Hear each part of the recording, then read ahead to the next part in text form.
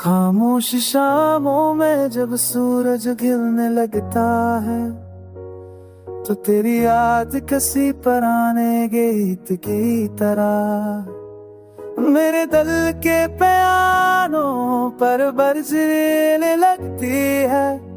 हर एक सुर हर एक ताल सिर्फ तेरे राही नाम पुकारती है। तेरी जुदाई का दर्द हल्की हल्की हवा की तरह मेरे सीने में उतरता है और मैं हर धड़कन के साथ तुझे महसूस करता जाता हूँ। वो दिन वो लम्हा हम हैं अभी दिल की दीवार पर रखे हुए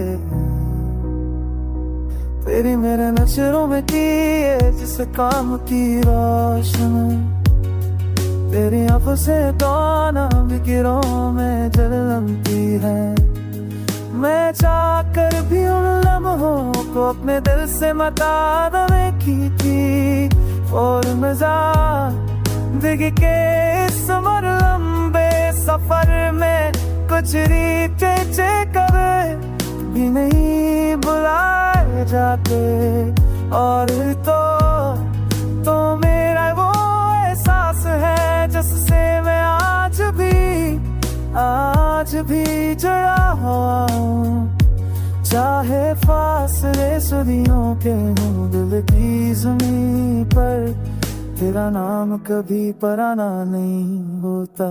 रात जब गहरी होती है तो मैं आसमान को तकता हूँ और सोचता हूँ शायद तो भी यही आसमान देख रही हो।